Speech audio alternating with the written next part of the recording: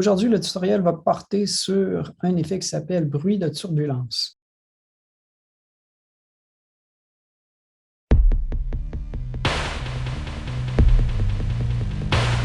Les fichiers pour le projet d'aujourd'hui, j'ai seulement une musique qui provient de l'artiste Filmy Ghost. Le reste va tout être construit à partir des solides et des éléments directement dans After Effects.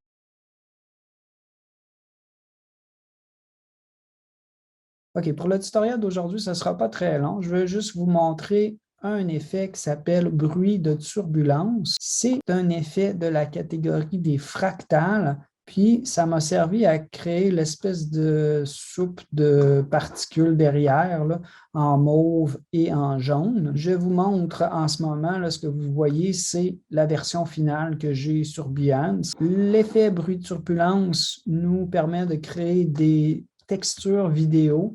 Puis, il y a vraiment beaucoup de différentes possibilités de choses qu'on pourrait réaliser avec cet effet-là. Je vais vous montrer le principe de comment ça marche, puis ensuite, ça sera à vous d'explorer les différents paramètres puis possibilités avec cet effet-là. Donc, pour bien comprendre, je vais commencer à partir de zéro dans une nouvelle composition. OK, fait qu'on s'est placé dans une nouvelle composition. Puis, la façon que je vais débuter mon projet, c'est que je vais me créer un nouveau solide. Qu'est-ce que c'est qu'un solide? Un calque qui comporte juste un rectangle de pixels. Donc, pourquoi on se sert des solides? C'est souvent pour appliquer des effets. Là, quand vous êtes dans les paramètres du solide, la couleur que vous allez choisir n'a pas d'importance parce que notre effet va aller substituer le calque par le rendu de l'effet. Ce qui pourrait avoir de l'importance, par contre, c'est la taille. Normalement, vous avez une taille qui va être la même taille que votre composition par défaut, mais si jamais ça ne l'est pas, faites juste vous assurer de ça en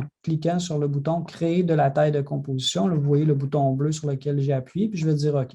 Mon solide prend tout l'espace de la composition. Je vais tout de suite aller à mon effet. Je vais aller dans la catégorie bruit et grain. On en trouve deux qui sont très semblables. Il y en a un qui s'appelle bruit fractal et un qui s'appelle bruit de turbulence. La différence entre les deux, c'est que bruit de turbulence est un effet qui est plus récent. Donc, ça serait peut-être celui qu'Adobe va vous recommander d'utiliser. Donc, je clique là-dessus. Tout de suite, lorsque vous voyez cet effet-là, vous voyez que mon orange a disparu. Peu importe le calque que vous auriez, là, ça serait substitué par une espèce de texture qui pourrait faire penser à de la fumée, si on veut. Lorsque vous appliquez un effet sur un calque, qu'est-ce qui risque de se passer? C'est que la fenêtre des paramètres des calques va venir se plaquer devant votre fenêtre projet. Puis, vous voyez qu'il y a un grand nombre de choses qu'on pourrait paramétrer ici. La première chose que j'aurais tendance à paramétrer, ça serait la propriété qui s'appelle évolution. Évolution, c'est ça qui va créer le mouvement. Parce que là, pour le moment, j'ai une texture qui est fixe. Normalement, lorsqu'on utilise ce type d'effet-là, ce qu'on va faire, c'est qu'on va aller au tout début de notre composition. Je vais faire I pour IN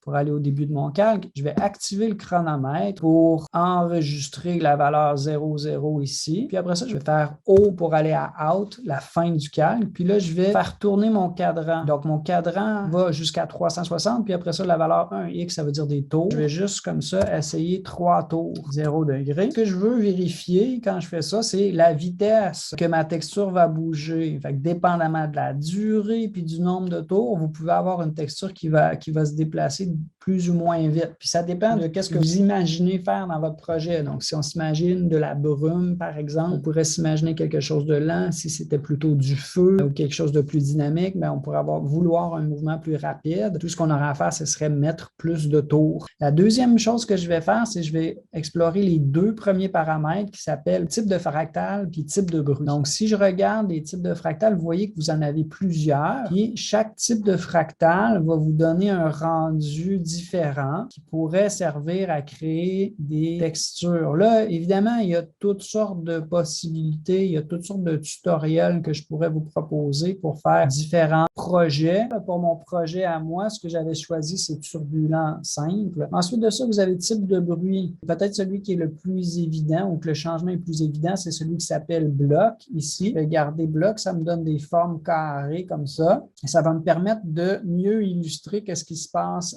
par la suite. Fait que si je continue à descendre dans mes paramètres, ici, je peux augmenter le contraste, la luminosité. Ensuite de ça, si je vais dans un ensemble qui s'appelle transformation, je pourrais jouer avec la rotation. Ensuite, vous pouvez jouer avec l'échelle pour grossir. Vous pouvez aussi choisir une échelle qui va être uniforme ou non. C'est-à-dire que là, j'ai une largeur de 100 puis une hauteur de 100. Si je décoche ça, à ce moment-là, je pourrais étirer beaucoup la largeur puis diminuer la hauteur. Ensuite de ça, vous avez la complexité. Je peux avoir plus ou moins de complexité dans cette texture-là, etc., etc.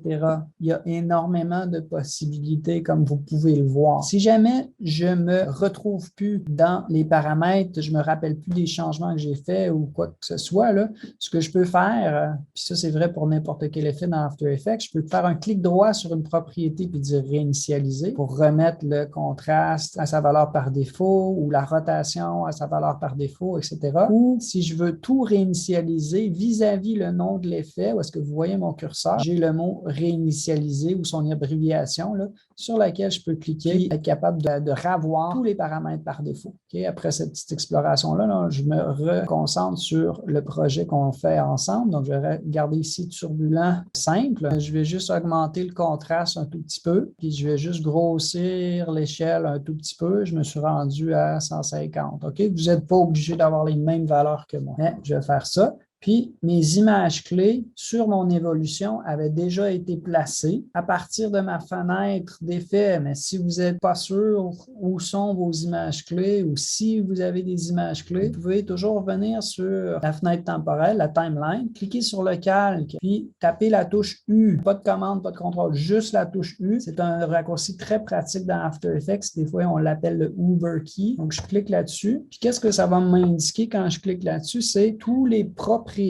où on a ajouté des images clés. Moi, j'en ai une seule où est-ce que j'ai ajouté des images clés, c'est évolution. Puis là, j'aurais juste besoin de 2 images clés, fait que je vais en retirer une ici, là, comme ça. Donc, j'en ai une au tout début puis à la toute fin, qui crée le mouvement de la texture. Ensuite de ça, ce que je vais vouloir faire sur mon solide toujours, c'est que mon bruit de turbulence, il est noir et blanc. Donc, moi, je veux rajouter de la couleur à ça. Il y aurait plusieurs façons de le faire, mais une façon qui est efficace là, dans ce cas-ci, ça serait d'aller dans correction colorimétrique puis aller choisir trichrome. Trichrome, ce que ça va faire, si je clique dessus, vous allez voir que ça va appliquer 3 différentes couleurs sur les tons clairs, les tons moyens puis les tons foncés de mon image. À l'aide de la pipette ou des sélecteurs de couleurs, vous pourriez changer ces couleurs-là. OK? Fait que je vais me prendre 3 couleurs comme ça, là, des mauves et des jaunes. OK? Fait que ça me donne ma texture en mouvement. Dans mon projet, moi, j'ai rajouté un texte par-dessus. Donc, le texte sur lequel j'ai écrit le mot contagion. Donc, sur ce texte-là, bon, j'ai mis une police qui était grosse. J'ai aussi mis une police avec un contour un peu texturé, de manière à ce que ça soit, bon, un petit peu plus cohérent avec l'arrière-plan. Je pourrais aussi rajouter un effet qui est intéressant à connaître. Donc, c'est dans la catégorie esthétique. Contour brut, ben, ça dit un peu dans le nom de l'effet, là. Un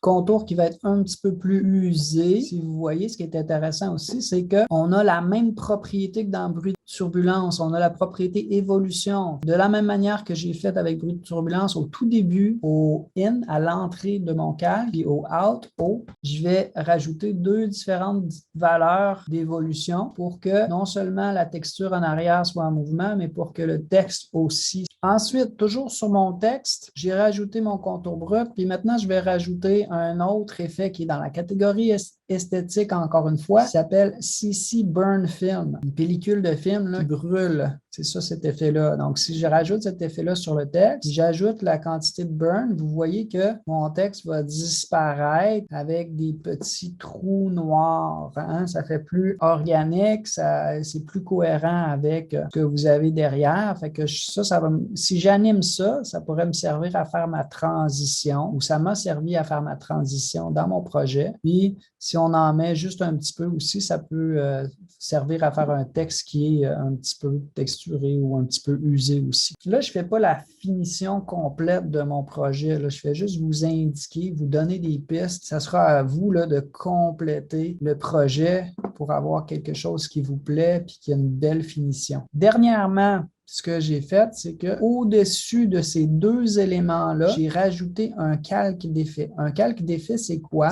On pourrait s'imaginer comme une acétate transparente. Donc, j'ajoute ce calque d'effet-là au-dessus, ou un peu comme des calques de réglage dans Photoshop, si on veut. Donc, ça va s'appliquer par-dessus, puis ça va s'appliquer sur tout ce qui se trouve en dessous. OK? Fait que moi, j'aimerais ça avoir le même effet sur mon texte et sur ma texture qui est en arrière. Maintenant, l'effet que j'ai choisi, c'est dans Effet, esthétique encore une fois, puis je vais aller chercher CC Plastique. CC Plastique, qu'est-ce qu'il va me donner comme résultat? Ben, peut-être que vous le voyez tout de suite, là, je vais faire le avant, après. Ça donne un effet de lumière ou de lueur, comme si j'avais comme un effet plus plastique.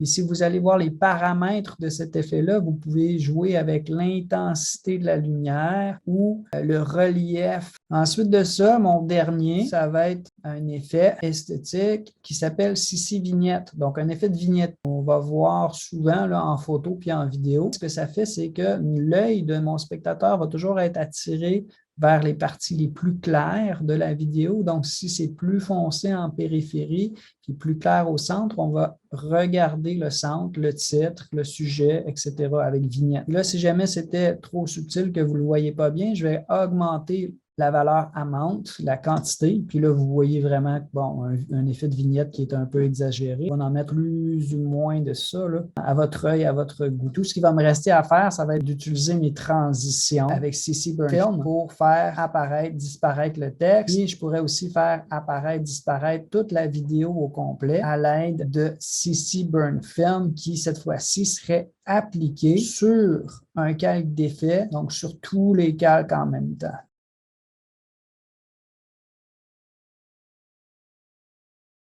OK. Pour aller plus loin avec ce projet-là, ce que je vous inviterais à faire, ça serait de faire la finition, c'est-à-dire qu'on pourrait ajuster les couleurs, on pourrait ajouter un fondu entrant puis un fondu sortant, on pourrait essayer de synchroniser avec la musique que je vous ai proposée. Une autre chose que vous pouvez faire, c'est d'aller explorer les animations prédéfinies. Les animations prédéfinies, ça se trouve être dans la fenêtre Effets et paramètres prédéfinis, puis dans les catégories, vous allez voir, ou les ensembles, là, vous allez voir une catégorie qui s'appelle Background.